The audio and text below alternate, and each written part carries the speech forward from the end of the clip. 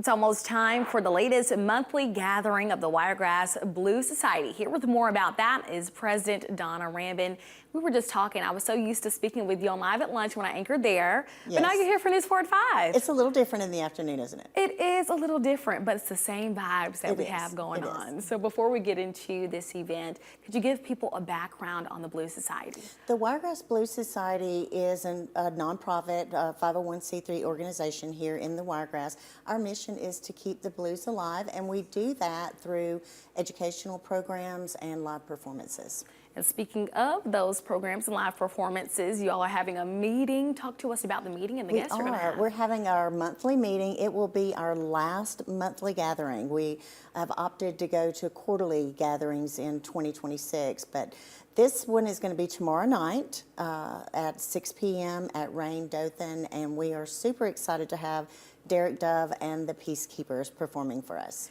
And you were speaking about the importance of blues. And I don't know if people really understand how important that is as it reaches across genres of all music, even country music, right? Yes. Beginning with blues, R&B, rhythm and That's blues. correct. So talk with us about continuing to have these programs and to keep it alive here.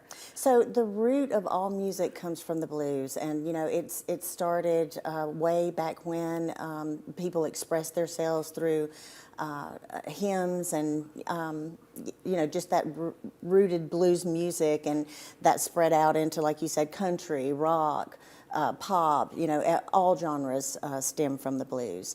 And so we find that it's very important to educate young people on that, and we have a program called Blues in Schools where we take that into the schools free of charge to students and to schools, and do performances for them and do some educational parts to it as well. So how do people continue to know about the programs that you all host?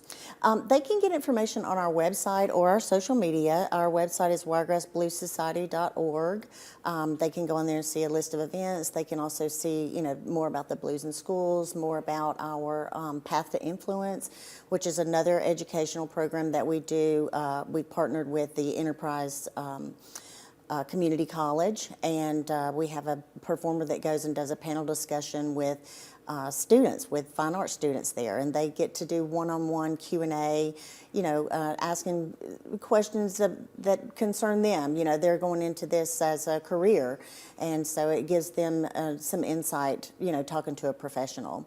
And then we do an instrument initiative program where we take used instruments, we refurbish them, and then distribute them to needy young people. Well, thank you so much for coming on News 4 at 5, sharing so much about your programs and your event coming out. We appreciate you. Thank you. Of course.